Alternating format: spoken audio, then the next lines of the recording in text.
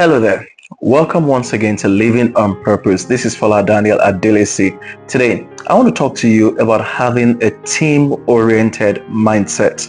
Team-oriented mindset. Now, this is similar to having a collaborative mindset, but the difference is that when you collaborate with people, it may be a one-off thing. You can decide who you're going to collaborate with, and in some cases it's just a matter of chance. You are not able to decide who to collaborate with.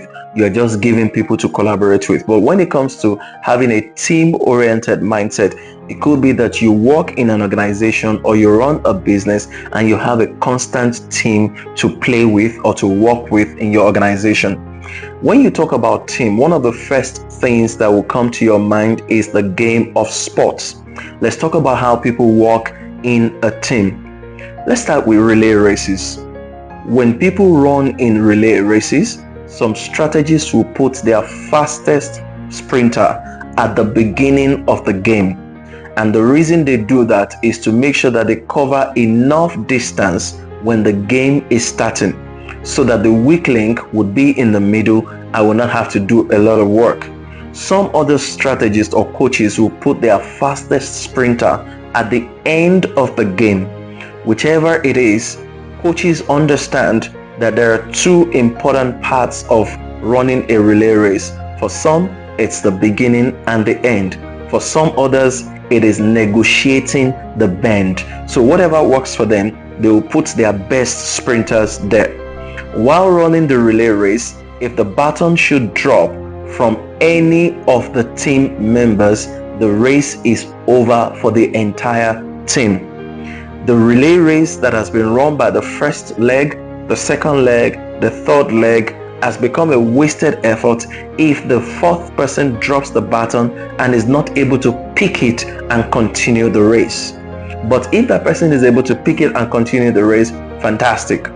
If someone in the team changes lane, automatically the entire team becomes disqualified. So you need to understand from the perspective of relay race that your own action does not come with consequences for you alone. The consequences of your action will affect the entire members of your team. So if you do something in a relay race, there are three other people who are going to be impacted immediately within a few seconds. It's the same in organizations. You may think that you are the one doing what you want, but what you're doing as part of a team impacts the entire team. So you need to have a team-oriented mindset so that when you're taking decisions, you do not take decisions that impact the team negatively. You will take decisions that will be for the good of the team. Now, when we come to football, still trying to understand the impact of your own action on a team. In football, if the goalkeeper is not good enough, it doesn't matter the effort of the 11 players on the team. The goalkeeper will always mess their efforts up. If the players on the team are also good, the strikers are good, the midfielders are good, and the defenders are weak, it will also be a negative effect. It will have a negative effect on the team because the defenders would become porous. The defense line will become porous, and the strikers of the opposing team will always be able to strike because the defense of your team is weak. Another way you need to look at it is if you make a single mistake in your office and you don't think about the consequences of your mistake or the consequences of your weakness and you refuse to improve, it's going to impact other people on your team. That's why you need to have a team-oriented mindset.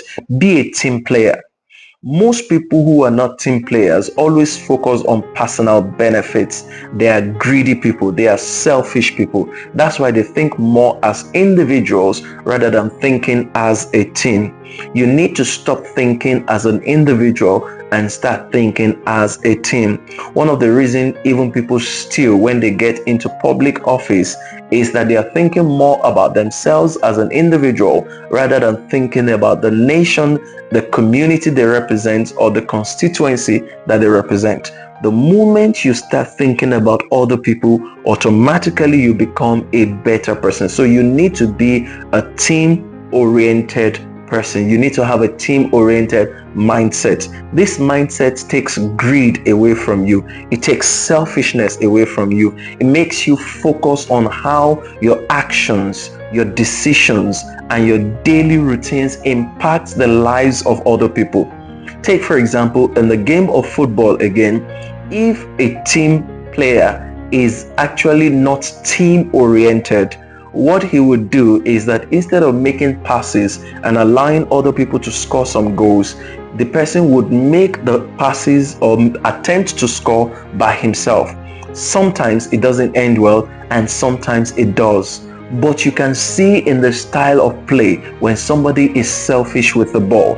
Eventually, when other players realize that this person is selfish with the ball, what they are going to do is to also try to isolate him. And he will begin to feel it that his team members are also isolating him. Here is the impact on the team at the end of the day. The team will continue to struggle to score goals. So even if you don't understand football, one of the things you can hear consistently in all that I've said is that the action of one person will negatively impact the entire team, even though it is not the entire team that took the action. It is one person that took the action, but that person's action will impact negatively on the entire team. That's why you need to watch what you do and watch how you do the things that you do. So I really want to ask you or implore you to become more team oriented in your mindset. Think about other people. Put other people ahead of you. Consider what they are dealing with. Consider what will happen to them. Consider the impact of your action on other people. That's how to have a team-oriented mindset. Thank you for listening. Please head on now to youtube.com/Fola Daniel Speaks.